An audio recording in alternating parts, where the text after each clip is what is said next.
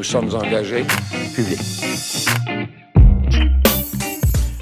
Bienvenue aux Engagés publics cette semaine. Encore une fois, une autre entrevue cette semaine. On est avec Olivier Bolduc de Québec solidaire. Salut Olivier. Salut Denis, merci de l'invitation.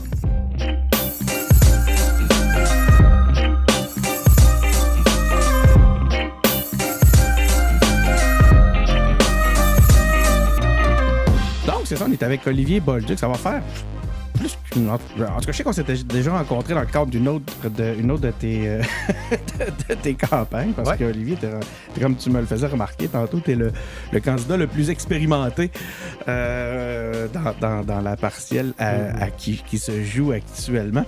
Mais quand même, ça ne veut pas dire que tout le monde a été exposé au contenu qu'on avait produit à ce moment-là. Puis on était juste à l'audio quand j'avais été te voir dans ton local électoral. En 2019, oui. C'était en 2019, ça?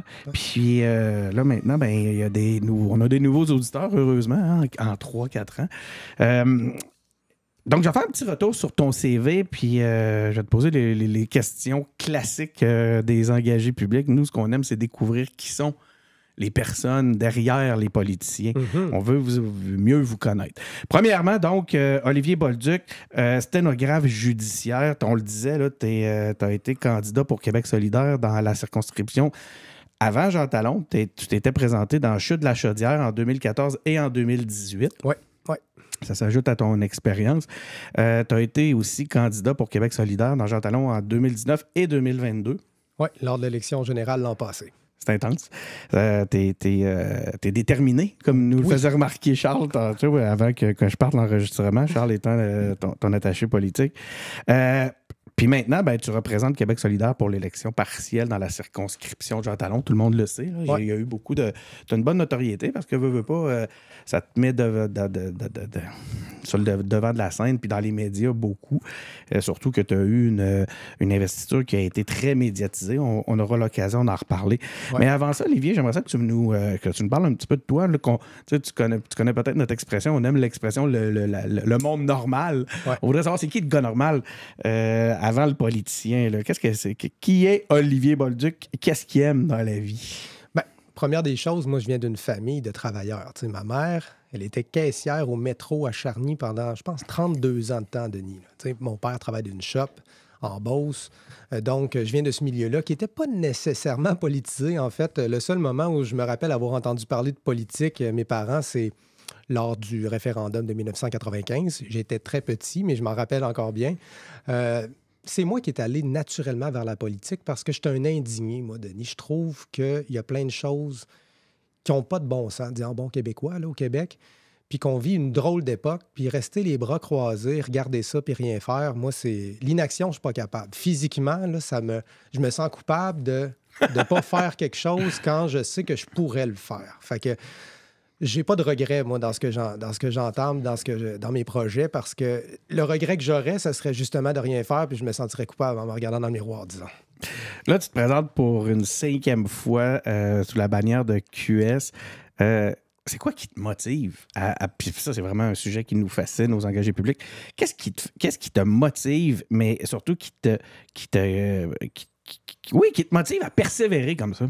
Bien, là, je mettrais à part les 2 premières campagnes électorales dont tu parlais, Denis, 2014-2018. C'était pas des campagnes électorales très organisées comme j'ai vécu en 2019 et 2022 et maintenant en 2023. À ce moment-là, lorsque j'étais sur la Rive-Sud de Québec, ce que je me disais, c'est que les gens ont le droit d'avoir une alternative progressiste sur le bulletin de vote. Donc, j'ai fait mon petit bout de chemin. J'ai placé mes pancartes avec ma toute petite équipe. J'ai fait quelques entrevues là, qui n'ont pas été nombreuses. Mais après ça, 2019-2022, ça, c'était des très grosses campagnes et ça m'a donné vraiment de l'énergie. J'ai lié des contacts intéressants dans la circonscription. Ouais. Là.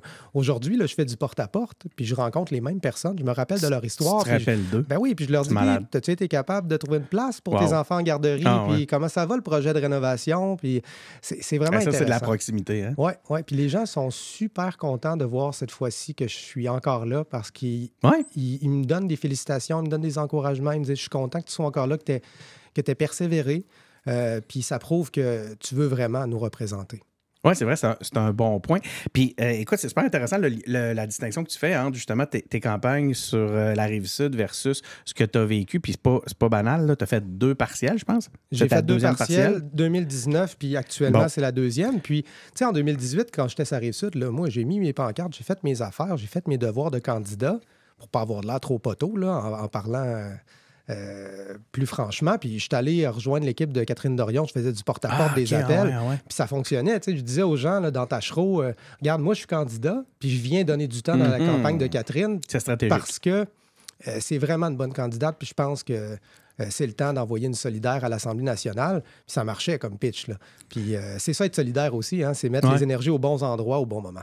C'est intéressant, puis c'est drôle parce que je fais un lien avec, on a plusieurs entrevues avec Sol Zanetti aux engagés publics, puis il nous racontait ses premières campagnes où justement il y avait peu de moyens comme ça, tu sais. Ouais. Puis c'est le même constat qu'il fait, tu sais, c'est beaucoup d'apprentissage à l'intérieur de tout ça, mais surtout, comment dire, une formation à la détermination, hein? Ben oui. Ça démontre une détermination intéressante. On se pose la question, Denis, excuse-moi, je t'interromps. Non, on est là pour t'écouter toi, fait que vas-y. On se pose la question, tu sais, est-ce que c'est vraiment là que je suis le plus utile? Tu sais, en tant que candidat, là, moi, j'ai pas la prétention que je peux gagner une campagne électorale seul. En tout cas, là, j'ai une équipe en arrière de moi, du monde formidable, là, puis je me pose la question à chaque fois avant de me lancer. Puis je pense que la réponse, c'est oui. En fait, je suis convaincu que la réponse, c'est oui, parce que à quoi ça aurait servi d'apprendre ça?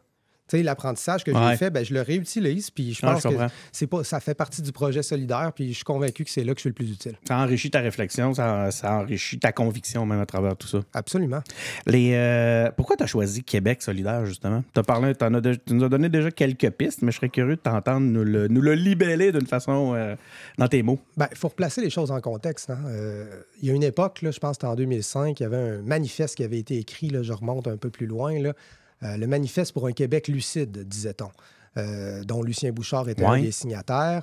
Puis là, on faisait la promotion d'un Québec d'austérité, un Québec où les gens devraient travailler plus. Notre taux de productivité n'est pas assez bon. Tu sais, un discours qui fait vraiment écho à ce qu'on entend en ce moment avec François Legault. Tu sais, un discours très technocrate, très comptable. Les gens, c'est des humains, c'est pas des robots, là. Mm-hmm. Ils ont des aspirations, il faut les respecter, il faut écouter les besoins de la population. Puis en ce moment, ce que je vois, c'est qu'on n'a pas de projet au Québec. Il y a eu des grandes époques où on a eu la nationalisation de l'hydroélectricité, par exemple, la loi sur la protection du territoire agricole, la loi sur la Société d'assurance automobile du Québec. On a fait plein de grandes choses. Puis là, aujourd'hui, tout ce qu'on fait, là, ce qu'on nous promet, c'est on va supprimer les commissions scolaires. Hey, moi, ça ne m'enthousiasme pas bien, moi, Denis, ça. C'est quoi le projet de Québec solidaire? Le projet de Québec solidaire, c'est un Québec indépendant, inclusif, écologiste, féministe, un projet où il n'y a personne qui est laissé derrière, avec les peuples du Québec. Puis moi, là, c'est un projet qui m'enthousiasme. C'est la famille politique dans laquelle je me sens chez moi. Puis j'ai l'impression que les gens autour de moi, que ce soit au caucus, que ce soit à l'intérieur du parti, bien, ils ressemblent à tout le monde qu'on voit dans la société. C'est pas une élite qui est là pour se maintenir au pouvoir coûte que coûte à tous les 4 ans, là. T'en as fait état tantôt, puis je trouve le sujet intéressant. Je veux revenir sur cet aspect-là. Tu dis, je cogne à la porte des gens, puis je les reconnais. Je me rappelle de leur nom aussi, des fois. C'est vraiment amusant. Tu fais des suivis, donc tu es probablement le candidat qui connaît le mieux les gens déjà talons d'une façon excessivement concrète. De quoi on te parle? En ce moment, on me parle que c'est difficile de joindre les deux bouts. Puis même du monde que je ne m'attendrais pas à ce qu'ils disent ça, sincèrement, parce qu'on se dit, bon, coût de la vie, crise du logement, ça fait, c'est les moins fortunés, c'est les gens qui en arrachent de toute façon. Non, c'est pas ça en ce moment. C'est tout le monde, les petits commerçants, la classe moyenne, les familles, les étudiants, les étudiantes, les personnes âgées, parce que leur pension n'est pas indexée là, au même niveau, ou pas indexée du tout, ou indexée qui ne suit pas le coût de la vie. Puis je me dis, OK, là, il faut vraiment faire quelque chose. Puis c'est certainement pas des baisses d'impôts mur à mur comme François Legault fait ou des chèques de 500$ qui vont régler la situation. Nous, on a fait une campagne d'idées cette fois-ci.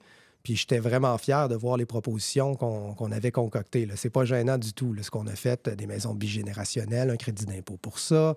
On a fait des propositions aussi en matière d'immigration pour la main-d'œuvre.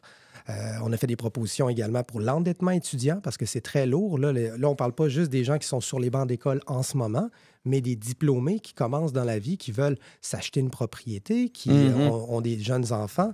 Ils traînent des dettes C'est d'études. terrible pour les gens, j'ose même pas imaginer. Ça marche pas, là, en ce moment, dans la crise qu'on vit en ce moment. On peut pas épargner pour nos vieux jours puis avoir une mise de fonds sur une maison quand on traîne des dettes d'études comme ça. Donc, c'est ça qui me motive en ce moment, de faire passer notre message à la population. On est une alternative. Mais je reviens à ton porte-à-porte parce que je trouve ça fascinant. Puis c'est une chance que tu as. Hein? Qu'il n'y a pas de gens qui ont cette chance-là d'avoir un contact aussi direct et, dans ton cas, répété avec les gens. Puis là, tu me dis, donc, c'est vraiment le sujet dont on te parle le plus, c'est la difficulté à joindre les deux bouts actuellement. Ouais. Sinon, c'est quoi les autres sujets que tu entends? En fait, je serais curieux. Deux choses. À travers ta réponse, tu pourrais me parler des choses dont tu entends parler, mais c'est qui? C'est quoi, si tu avais à me parler un peu, tu sais, qui les gens de Jean Talon? Tu les décrirais comment? C'est une très bonne question. Oui, c'est difficile à répondre aussi. Ben oui, là. parce que Mais Jean c'est Talon, vaste, je suis convaincu que je te l'apprends pas, Denis, tu suis ça pas mal. C'est une circonscription extrêmement diversifiée. Puis c'est ça qui fait la richesse de cette circonscription. Je pense que c'est la circonscription dans la région de Québec, dans les 11 de la région de Québec, où tu as le plus de citoyens issus de l'immigration. Je crois que oui. Puis c'est aussi la circonscription où il y a le plus de diplômés universitaires. C'est une circonscription qui est riche de sa diversité. Il y a tout à découvrir dans Jean Talon. Là. Donc, c'est quoi, là? Fais-moi des stéréotypes un peu, des profils. Là. Okay. Ben, si on va, ça dépend dans quel coin qu'on va. OK, oui, c'est ça. Hein? Mais quelque chose, le fil conducteur, là, ce qui relie tout ça, c'est des gens qui sont intéressés à ce que j'ai à leur dire, qui sont accueillants. Mm-hmm. Je pourrais compter sur les doigts d'une main les fois où j'ai été mal reçu, où on a été impoli ou expéditif. C'est toujours des gens qui sont prêts à nous écouter. Ça arrive qu'ils sont pressés. Hein? Tout le monde était des enfants. Il y a des limites au temps qu'on a à vous consacrer, mesdames et messieurs les politiciens. Mais j'ai toujours l'impression que s'il y avait un peu plus de temps, là, ils m'auraient jasé ça pendant 45 minutes. Ils garderaient. Mais c'est des gens, il y a des jeunes professionnels, des jeunes familles. Ça change beaucoup, Jean Talon. Hein? C'est pas le même Jean Talon qu'il y avait il y a quelques années, à l'époque de la forteresse libérale. On a l'impression que Jean Talon, moi je fais souvent des blagues avec j'ai un de mes très bons amis qui habite dans Jean Talon, puis je fais tout le temps des blagues, je dis vous autres les riches, j'ai dit tout le temps ça, tu sais. C'est plus ça, hein, tout à fait. Ben non, c'est plus ça. C'est plus varié. C'est des gens qui vivent les mêmes problèmes que tout le monde à travers le Québec, puis nous on a des réponses. Il y a des jeunes professionnels, des étudiants, il y a des gens issus de l'immigration aussi, puis c'est des gens qui n'ont pas le droit de vote nécessairement, puis je prends le même temps pour parler avec eux. Parce que le projet, ça les touche aussi. C'est des futurs électeurs, électrices, puis c'est des gens qui veulent participer. Il y en a qui viennent faire du porte-à-porte avec nous, il y en a qui viennent travailler dans notre local électoral, puis c'est pas parce que je leur demande, là, ils s'offrent souvent pour le faire, parce qu'ils se reconnaissent dans ce projet-là. Je te propose j'ai des questions difficiles pour toi, parce que tu as eu des moments un peu... peut-être un petit peu plus difficiles dans le cadre de cette campagne-là. 2 éléments sur lesquels j'aimerais revenir. Puis après ça, j'aimerais qu'on aborde là, ta vision pour le Québec, pour Jean Talon aussi. Puis là, c'est ça, hein, parce que c'est ça ce qui est particulier, puis c'est ce que je voulais dire tantôt. Toi, 2 partiels, ça veut dire que tu as tout le temps le spot. Tu as le national avec toi, tu as le spot des caméras. C'est une grosse pression, là. Tout le Québec, vous... Ben là, c'est encore pire. Comme j'en rajoute. Non, mais c'est pire qu'en 2019, là, en ce moment, parce que c'est vraiment, des fois, j'ai l'impression que c'est une campagne nationale. Là. La couverture médiatique est intensive.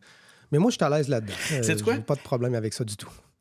Farnell Morissette, que j'ai reçu en entrevue l'autre fois, d'ailleurs, qui a été directeur de campagne pour Joël Lightbone, qui connaît bien j'allais dire ton auditoire, qui connaît bien tes électeurs, puis les citoyens de Jean Talon.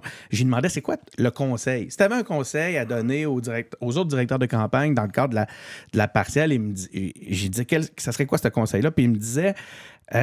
faites votre campagne localement. Ne vous laissez pas diriger par le national.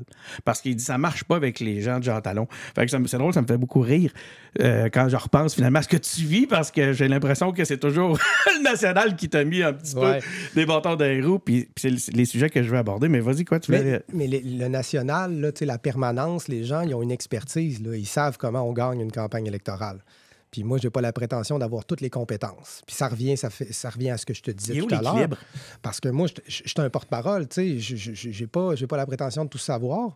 Mais moi, ce que je connais, c'est le terrain. Mm-hmm. Puis je connais les quartiers. Alors, mon directeur de campagne, lui, il va me dire, on va y aller comme ça, je te suggère ça. Moi, je dis, cette place-là, c'est peut-être pas l'idéal. Donc, les deux ensemble ont fait une équipe absolument formidable. Toi et ton doc? Ou toi, vous et le national? Les deux? Ben, mon doc, il est nommé par le national, il est payé par le national. Dis-moi donc, selon toi, c'est quoi le bon équilibre justement là-dedans? Tu sais, où l'apport du national est bénéfique, puis vraiment, justement, est bénéfique, et où c'est mieux, dans quelles circonstances c'est mieux de s'en remettre à l'expertise locale? Ben, les deux sont importants. On ne peut pas être simplement local, dans le sens que localement, on connaît les faits. Dans la circonscription, les faits économiques, les faits sociaux, l'histoire aussi, qu'est-ce qui est arrivé, un accident, un petit commerçant qui en arrache, une société de développement commercial qui aimerait avoir un peu plus d'aide parce que, pour ne pas la nommer, l'avenue Maguire. Ben, ça, c'est ma connaissance. Maintenant, les gens du national, eux, ils ont une connaissance stratégique et méthodologique. Ils savent comment faire une campagne. Je commence à le savoir un peu aussi, là. Mais, tu sais... tu dois avoir... Moi, c'est vraiment le côté, là, le premier volet que je viens de te dire que je connais le plus. Je pense qu'on va commencer avec ça. Tu dis, ils savent comment faire une campagne. Ils savent comment faire une campagne sur Facebook. Oui. Ben, une campagne, ça se fait partout. Il faut absolument rejoindre les gens. Tu sais où je m'en vais. Puis c'est ça. Je te laisse finir ta question. Oui, ben c'est ça. Mais c'est parce que c'est pas tant la théorie de la campagne qui m'intéresse. C'est juste un espèce de lien douteux vers mon sujet. Puis tu sais où je m'en vais avec ça. Vous avez été attaqué de toutes parts parce que vous avez maintenu vos investissements publicitaires sur les plateformes de Meta pendant la campagne. Moi, ça, tel que tel, ça m'intéresse. Mais c'est pas, c'est pas là-dessus que je voudrais qu'on s'arrête aujourd'hui. De toute façon, je tiens à préciser, nous-mêmes, aux engagés publics, on fait aussi de l'achat publicitaire sur des plateformes, des grandes plateformes américaines. Mais on n'a pas choisi nous, on n'a pas choisi de boycotter rien, là, puis on essaie d'aller chercher le grappiller le plus de visibilité qu'on est capable. Que si vous aviez eu le choix de rejoindre les gens autrement, vous l'auriez pris, tu sais. Ben oui. C'est qu'on est un peu condamné par ça. Là. C'est intéressant. Je veux dire, on a laissé ces entreprises-là littéralement séquestrer notre espace de délibération publique. Là. Moi, je déplore ça, puis je suis le premier à le critiquer. Mais la résultante, ça, c'est la résultante, mais en amont, c'est parce qu'il y a eu un laisser-aller, une inaction des gouvernements, tu sais. Puis je pense que Justin Trudeau, il a sous-estimé aussi la force de ces monstres-là. C'est au-delà de Trudeau. Je veux dire, c'est un phénomène de fond qui remonte à longtemps. Puis c'est ça qu'on a laissé, comme tu le dis, puis tu le décris très bien, on a laissé tout ça se détériorer. Puis là, aujourd'hui, on essaie de remettre la pâte dans le tube, puis c'est très difficile. Mais moi, ce qui m'a interpellé dans ce contexte-là, c'est pas tant cet aspect-là, c'est beaucoup plus une citation, un propos du chef Gabriel Nadeau-Dubois, que moi, j'associe à une dévalorisation des gestes individuels. Puis ça nous a beaucoup heurté aux engagés publics parce que, tu sais, regarde, ne serait-ce que par le nom de notre balado, nous, ce qu'on veut, c'est justement valoriser ce courage-là, le courage des petits gestes, le courage des gestes individuels. Et il disait un truc, c'était dans la crise climatique comme la lutte contre les GAFAM. Puis là, je trouvais ça terrible qu'il nous amène la lutte la crise climatique là-dedans. Je pense que les solutions individuelles sont insuffisantes. On ne s'attend pas à une déclaration comme celle-là de Québec solidaire qu'on pense justement, on vous attend complètement à l'inverse. Les grands mouvements ont été lancés par des gens seuls et courageux. Mais c'est pas... Moi, je vois pas ça comme une dévalorisation des petits gestes. Je vois ça comme ça a une limite. Puis je reprendrais la même analogie que Gabriel Nadeau-Dubois. Moi, j'ai beau faire du compost, là, puis être super discipliné dans la manière que je consomme, pas manger de viande, me déplacer à vélo, ça ne fera pas apparaître un système de transport structurant en avant de chez moi. Donc, ça prend... Donc, on laisse faire?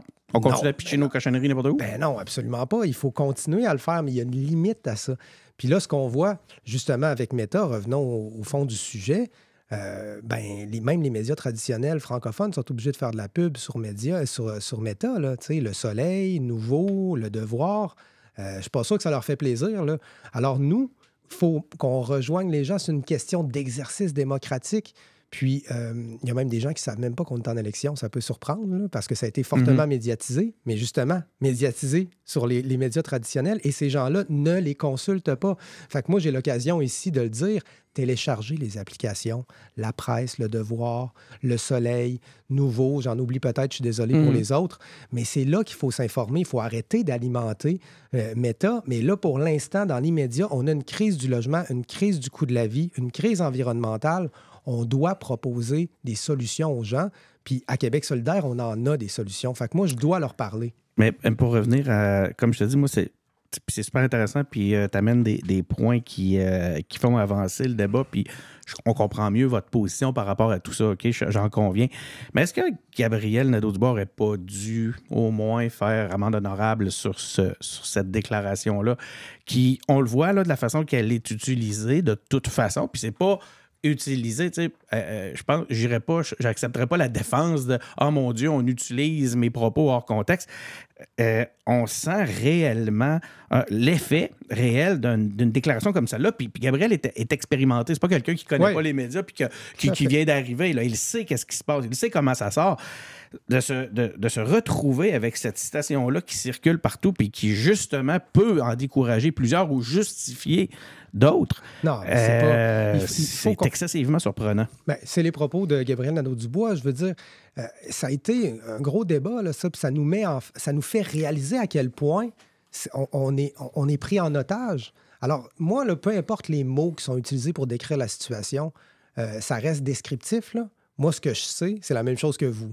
Est-ce que toi, Denis, c'est qu'en ce moment, on est pris en otage par eux, puis il faut faire quelque chose. On a proposé un fonds des médias à Québec solidaire. C'est sur le principe. Moi, c'est sur le principe. C'est pas tant... Comme je te dis, je veux pas rester sur le... Tu sais, c'est vraiment, comme je te dis, la notion de dévalorisation des petits gestes. Moi, c'est juste cet aspect-là. Ça a sorti comme ça. C'est vraiment l'impression que ça laisse. Je pense que ça aurait été tout à son honneur de juste revenir sur cet aspect-là. Parce que, puis en fait, je serais curieux de t'entendre. Est-ce qu'à l'interne, je ne peux pas croire, connaissant, tu sais, je te l'ai dit tantôt, on pense qu'avec Solidaire, on vous attend sur très solidaire, tu sais. Puis que justement, à valoriser les gestes individuels, ça a dû brasser à l'interne. Moi, j'ai pas entendu. Tu sais, ça n'a pas été quelque chose de... Bien, premièrement, à l'interne, je veux dire, nous, on va voir les gens, on va parler avec eux, mais en porte-à-porte, là.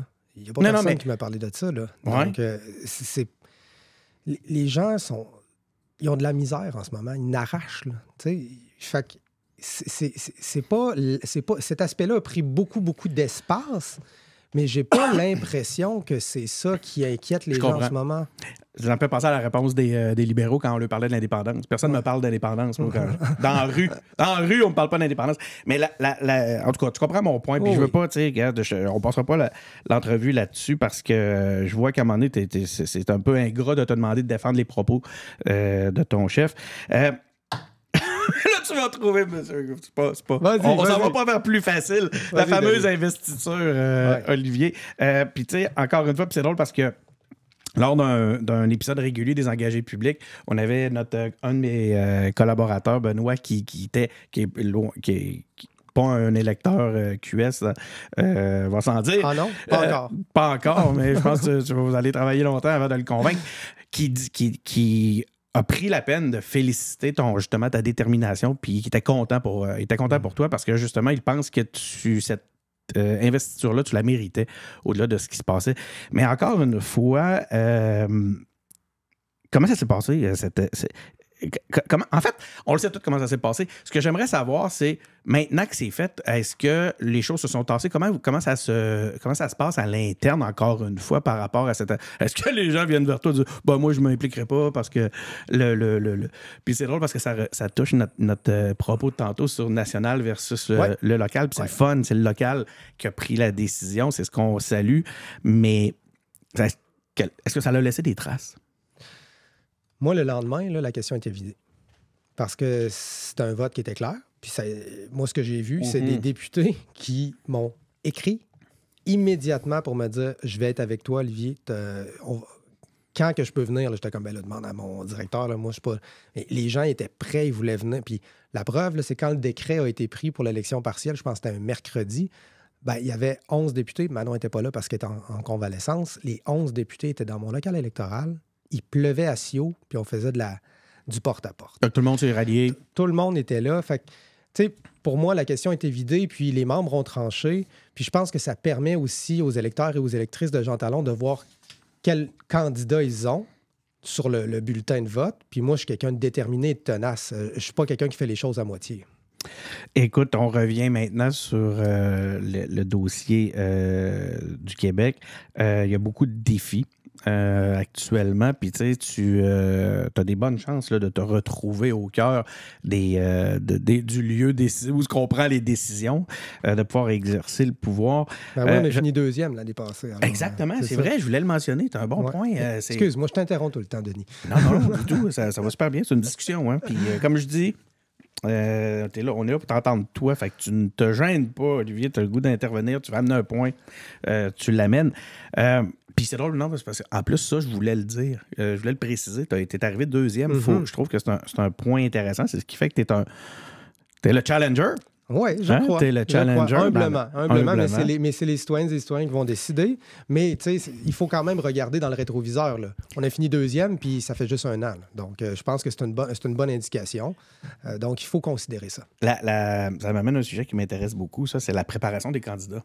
Tu sais, on est des geeks de politique, là, fait que... tu l'as vécu plusieurs fois, fait que tu es super bien placé pour répondre à cette question-là. Là, tu fais du porte-à-porte, tout le monde est gentil avec toi, toute ton équipe te dit ça va super bien, t'as le vent dans les voiles. Comment ça... Les autres fois où tu t'es retrouvé justement le soir du vote, est-ce que tu étais encore dans cette énergie-là ou tu avais des signaux? Est-ce que l'équipe pouvait te dire, écoute, il va nous manquer 2 points, il va nous manquer 2 points de pourcentage. Comment ça se passe? On te garde dans une motivation, puis tu le sais hein, de quoi je parle. Oui, c'est pas évident que le doc, lui, il le sait. Puis, oui. Mais toi, le sais-tu? On me laisse savoir à un certain moment. OK. Parce comme en 2019, par exemple, à un certain moment, c'était évident qu'on n'allait pas gagner. Puis on me l'a dit. Et j'apprécie que... Parce qu'il y a un moment où on veut garder l'enthousiasme, on veut protéger le candidat, on veut garder son énergie. Parce qu'on ne sait jamais ce qui peut arriver. Mais c'est ça. En 2019, on me l'a dit. Ça a pris une journée à digérer, puis j'ai continué avec la même énergie. Tu sais, je veux dire, on le voit, là, moi, je me retrousse les manches, puis je continue. Là. Ça ne changera pas ma façon de travailler, mais ça affecte momentanément mon moral. Mais je digère vite. puis c'est intéressant parce que étant le plus expérimenté de tous ceux qui se présentent actuellement, c'est un volet que tu dois mieux gérer actuellement. Je trouve ça fascinant, moi, cette notion-là. De voir, tu sais, j'en ai vu d'autres là, pour avoir été moi-même impliqué en politique, des candidats qui ont cru là, mettre les voir le collapse et s'effondrer le soir de l'élection alors que tout le monde le savait. Je trouve ça tellement... c'est qu'on doit écrire des discours aussi, là. Tu sais, là, en 2019, j'ai juste écrit un discours de défaite, là, parce que c'était évident. On y croyait beaucoup. Et ta défaite dans l'autre poche. Mais à un moment donné, en 2022, j'avais les 2 discours. Puis pour vrai, on était proches, là, mais finalement, il y avait quand même un écart.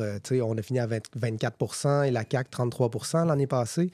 Mais au téléphone, il y en avait beaucoup, là, beaucoup qui nous appuyaient. Fait qu'on était comme enthousiastes, on sentait qu'il y a quelque chose qui s'en venait. Donc cette année, c'est encore mieux. Le feeling est meilleur. Vous êtes forts pour la sortie de vote hein, à QS. Ouais. C'est une de vos forces, la mobilisation. Hein? Ouais. C'est comme ça qu'on fait gagner nos candidats parce que les gens sont occupés. Dans une partielle, c'est important. C'est normal, les gens sont occupés, ils ont des enfants, des fois, ils ont 2 jobs, ils ont, mettons, une charge de cours à l'université. Il y a plein de profils possibles, mais les gens, ça peut leur sortir de l'esprit très rapidement qu'ils doivent aller voter. Donc, c'est ça qui est la clé de la victoire. Mobiliser, c'est important. C'est François Larouche qui va être content d'entendre mon propos. François qui est en fait un professeur à l'Université Laval en communication politique et qui est un spécialiste de la mobilisation. Donc, je reviens sur le Québec. Donc, tu te rapproches J'allais dire, tu te rapproches du pouvoir. Tu auras il va falloir que tu prennes un peu de hauteur sur... Oui, il y a Jean Talon, mais sinon, il n'y a pas que Jean Talon. Comment imagines-tu l'avenir du Québec? Tu l'as un peu dit tantôt quand j'ai dit, j'étais curieux parce que tu as dit, ils n'ont pas de plan, mais je dis, c'est quoi votre plan? Comment tu imagines l'avenir du Québec, mais surtout dans le contexte politique actuel? Selon toi, c'est quoi les plus grands défis auxquels le Québec fait face actuellement? Les inégalités socio-économiques, puis ça, c'est le coût de la vie. Là, c'est ça qu'on constate en ce moment. Les inégalités vont encore s'agrandir dans un contexte inflationniste. Il va falloir apporter des réponses durables et structurantes à ça. Ouais. Puis aussi la crise, en même temps, là, je ne fais pas de hiérarchie entre les problèmes, mais la crise climatique. Là. Moi, j'imagine un Québec où on est un leader mondial en termes d'énergie verte. Ici, on est capable de le faire. S'il y a bien une place sur la planète où on a les ressources nécessaires pour le faire, c'est bien ici. Moi, j'aime ça me comparer aux meilleurs pour m'améliorer. Là, ce qu'on fait, ce que François Legault fait, c'est qu'il nous compare au pire. En Amérique du Nord, là, on est coincé dans des pétroéconomies. Les hydrocarbures aux États-Unis, le charbon, pas au Canada, mais aux États-Unis. Un pétro... Tu sais, c'est partout, là. Fait que moi, je veux pas me comparer à l'Alberta. Je veux me comparer aux pays d'Europe du Nord. Puis on est capable de le faire. Fait que moi, le Québec que je vois, c'est un Québec qui est fier de ça, puis un Québec qui est prospère économiquement, mais que la prospérité profite à tout le monde. Pas juste à une caste de gens très, très riches qui voient des opportunités d'affaires. Les écarts, c'est ce que tu disais. Il faut faire attention à ça. Là. On est prêt à dérouler des tapis rouges à des grandes entreprises, puis donner des subventions. Puis est-ce qu'on y trouve notre compte, nous, en tant que Québécois et Québécoises? Je pose la question, mais c'est parce que c'est vu d'une manière très, très comptable par les gouvernements. Et humainement, ça a un impact, là. Donc, le Québec que j'imagine, c'est un Québec prospère, un Québec inclusif, un Québec qui respecte tous les peuples, toutes les nations, tous les gens qui sont issus de l'immigration aussi, qui font partie du projet, puis qui sont intéressés. Ils ont choisi le Québec, là. Ils auraient pu aller ailleurs, là, ces personnes-là. C'est des gens qui sont diplômés, qui sont qualifiés.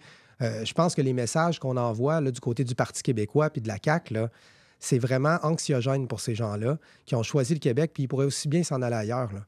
Parce que changer le programme Expérience québécoise, par exemple, là, je me permets une digression là-dessus. C'est parfait. Moi, je m'étais mobilisé en 2019 lors de ma précédente campagne électorale partielle parce que le ministre Simon Jolin Barrette voulait changer les règles de manière rétroactive. Ça veut dire que des gens qui sont ici, qui ont déposé leur dossier, ben là, on leur dit, finalement, là, ici, au Québec, on est des pas fiables. On peut changer ça à tout moment. Fait que t'aurais été mieux d'aller ailleurs, mon gars. Tu sais, mais c'est ça que ça... Tu sais, je fais une caricature, mais c'est ça que ça fait. Ça lance un message quand même. Puis les gens, ils se parlent là, sur des groupes. Là, les gens issus de l'immigration, là, ils se disent, écoute, qu'est-ce qu'on fait? Donc, moi, je suis pas fier. C'est pas ça, le Québec. Pour moi, en tout cas, là. T'as dit les messages envoyés par la CAQ, puis là, je pense que tu devais faire référence à des trucs, par exemple, comme le ministre Boulet, et tout ça, mais puis là, pour ça, t'as dit, et le PQ, tu fais-tu référence à un... Ben, c'est parce que Paul Saint-Pierre Plamondon, là, le 3/4 des questions qu'il pose en chambre, c'est sur l'immigration. Il pose des questions sur le seuil de l'immigration. C'est comme... c'est un sujet qui semble vraiment l'inquiéter, là. Alors que nous, l'immigration, on voit ça comme une richesse, on voit pas, on n'est pas méfiant par rapport à ça. C'est sûr qu'il faut protéger notre langue, tout ça, on a des mécanismes, on peut améliorer les choses, mais souffler le chaud et le froid là-dessus, je pense que c'est pas quelque chose qui est souhaitable là, pour la société, surtout dans le contexte actuel. Mais as-tu l'impression qu'il le fait justement d'une façon irresponsable? Moi, je fais honnêtement, j'ai pas ce feeling-là. Moi, je fais pas. J'ai l'impression que vous êtes pas mal à la même place, le Québec solidaire puis le PQ par rapport à l'immigration en dehors des seuils, là? Oh que non, parce que nous, je veux dire, là, regardez notre députation, là, tu sais. On a des gens qui sont issus de l'immigration là, dans notre députation. C'est sûr qu'à 3, c'est plus tough. C'est ça. Des Québécoises et des Québécois qui sont... tu sais, on a Andrés Sanfantesia qui est d'origine chilienne. Il y aurait Bagazal. Oui, mais non, mais attends. Tu dis ça comme si c'est parce qu'ils n'étaient pas les bienvenus ou les gens issus de l'immigration n'étaient pas les bienvenus au PQ. Mais en tout cas... Non, mais j'essaie de voir si tu avais un moment précis là, sur lequel tu dis il y avait eu un marqueur important sur le fait que le PQ pouvait justement être en porte-à-faux avec l'immigration. Mais attention, là, je ne suis pas en train de dire parce que les 3 députés du Parti québécois ne sont pas issus de l'immigration, que ça veut dire que c'est ça, c'est significatif. Il ne faut pas non, regarder je sais, à contrario, tu nous dis que parce que la diversité est plus importante à Québec solidaire, que ce serait... je vois pas là un élément d'accusation pour le Parti québécois. Non, mais c'est un signal où on loge à Québec solidaire. On peut le voir. C'est un reflet parce que faisons référence aux investitures. Les gens qui sont désignés candidats, c'est des gens qui viennent vers Québec solidaire, qui se font élire dans des processus démocratiques. C'est pas de la nomination. Là. Alors, on voit... Mais je suis curieux de voir si tu avais un élément précis. C'est les questions. Qui était rebutant. C'est beaucoup de questions à ce sujet-là, puis on sent qu'il y a comme un fond de méfiance. Puis je pense que c'est comme ça que c'est perçu par beaucoup de gens. Y a-t-il des personnalités politiques d'hier ou d'aujourd'hui qui t'inspirent ou qui t'influencent dans ton parcours de politicien, là, évidemment? Ta façon de voir la politique. Moi, j'aime beaucoup Alexandria Ocasio-Cortez aux États-Unis. On l'aime pas mal, nous autres aussi. Elle est vraiment impressionnante. C'est un exemple de détermination. Puis elle le fait tout le temps avec... Une qualité de communication incroyable aussi. Avec elle est positive, elle est inspirante, malgré qu'il se passe des choses absolument abominables aux États-Unis. Il y aurait toutes les raisons. À chaque jour, il y aurait une raison de déchirer sa chemise. Puis elle reste positive, optimiste. Moi, j'adore beaucoup cette personne-là, vraiment. Je serais très honoré de la rencontrer un jour. C'est un modèle pour toi. Ouais, moi, j'aime beaucoup Bernie Sanders. J'ai l'impression que c'est comme on a une belle continuité dans cette lignée-là avec la politicienne que tu... J'hésite tout le temps à dire son nom, je suis pourri dans les noms. Maintenant, je serais curieux de t'entendre à l'interne, finalement. Comment tu décrirais ta collaboration avec le leader actuel? On parle de Gabriel Nadeau-Dubois, mais aussi les autres élus de Québec solidaire. Est-ce que tu as l'occasion de les fréquenter, de les rencontrer, de travailler même avec eux? Oui. Ils sont dans le local très, très souvent. Puis Gabriel, j'étais vraiment content de voir qu'il a passé autant de temps dans ma circonscription. Puis c'est la preuve que j'ai son appui indéfectible. On a fait des sorties aussi avec des députés sur l'immigration, par exemple, avec Guillaume Clich-Rivard, qui est un avocat spécialisé en immigration. On l'a eu en entrevue aux engagés publics. Une de nos très, très bonnes entrevues. Puis je ne le dis pas à cause de moi, parce que Guillaume est super intéressant. Oui. Il y a une grande expertise. Puis c'est quelqu'un de humble. C'est quelqu'un qui est à l'écoute, qui est humble, puis qui connaît son affaire. Puis j'ai fait confiance là-dessus. J'ai dit là, on va faire une sortie. Puis j'étais vraiment impressionné de voir à quel point il connaît ses dossiers. Là. Il est à sa place à l'Assemblée nationale. Oui, il gagne à être connu. Puis ça, tu sais, je me dis, à Québec, il y a tellement des gens de qualité dans la députation solidaire que moi, ce serait un honneur d'être là puis de travailler avec eux. Puis on voit des gens comme Sol Zanetti là, qui défend coûte que coûte la qualité de l'air à Québec. Tu sais, je pense qu'on doit écouter l'opposition puis voir le travail qu'ils font. C'est sûr qu'on est limité dans le pouvoir qu'on a parce que la CAQ a la majorité à l'Assemblée nationale, puis ils nous le font bien savoir aussi. Hein? Ça serait dur de... Hein? C'est écrasant. Quand on est tenace comme ça finit toujours par payer, je pense. Comme quoi, les gestes individuels et les petits gestes comptent.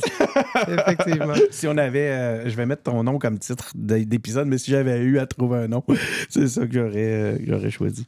Les petits gestes comptent. Écoute, c'est tout. En terminant, je vais te proposer, je vais t'offrir la même chose que j'ai offert aux autres candidats qui sont venus nous voir dans le cadre de cette partielle-là, à savoir transmettre un message aux électeurs de Jean Talon. C'est ton occasion. Tu peux même regarder la caméra si tu veux. C'est drôle avec Marie-Annick Chouaré. T'as comme, je regarde-tu la caméra? Oui, on peut pas obliger. Comme ça, mais si tu avais une chose à dire aux électeurs en terminant, ça serait quoi? Une élection partielle, c'est l'occasion d'envoyer un message parce qu'on le sait, là, je ne veux pas répéter ad nauseam ce qui a déjà été dit, mais le gouvernement va rester là. Okay? Mais maintenant, on peut dire tout va bien. C'est bien correct, il n'y en a pas de problème. Votons pour la CAQ. On va leur redonner ce siège-là, alors qu'ils sont déjà 89 à l'Assemblée nationale.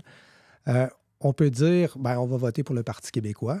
Ça sera un message, à mon avis, qui serait de dire, écoutez, l'immigration, il faut descendre les seuils et tout ça. Et on peut voter pour Québec solidaire, qui est une alternative progressiste, une alternative... c'est le choix de se donner un député qui est là pour rester, qui veut faire le travail, qui veut se retrousser les manches, qui veut travailler pour les gens, puis régler les problèmes du quotidien concrètement. Là. Des affaires qui... Tu sais, la souffrance économique, là, c'est quelque chose, là, en ce moment. Là, on le vit, là, je le vois dans ma circonscription, c'est violent. Je pense que François Legault, il comprendrait si Québec solidaire gagnait le 2 octobre, parce que ça enverrait un message clair que là, il faut s'occuper des gens. Puis c'est pas juste des merci, puis des anges gardiens et des choses comme ça. Ça prend des actions concrètes. Merci beaucoup, Olivier, d'avoir accepté notre invitation, d'être venu t'asseoir ici en studio avec nous pour un moment de réflexion où tu es venu répondre à nos questions. C'est excessivement apprécié. Merci beaucoup pour l'invitation, Denis. Merci aussi à vous qui êtes en train d'écouter cette entrevue-là. On est sur la fin. Mon nom est Denis Martel. Des entrevues comme celle-là, vous en avez une panoplie. Il y en a plusieurs sur nos différentes plateformes. On est sur toutes les plateformes américaines dont il a été question dans le cadre de l'entrevue. On est sur YouTube, Facebook, on est sur SoundCloud, sur Apple Podcasts, Google Podcasts, on est sur Amazon, on est partout. C'est pas compliqué. Si vous voulez voir les entrevues pour vous faire une idée avant d'aller voter dans le cadre de cette partielle-là, on a aussi une entrevue avec Pascal Paradis du Parti québécois et on a aussi une entrevue avec Marie-Annick Chouari de la Coalition Avenir Québec. Le temps, on n'est pas le média qui peut se permettre de mettre tout son temps sur ce type d'entrevue-là. On aurait aimé aussi recevoir la candidate du Parti libéral. Le temps ne nous le permettra pas. Mais c'est disponible. Les deux autres, sinon, sont disponibles. Merci beaucoup d'avoir été à l'écoute et on se retrouve pour un autre épisode.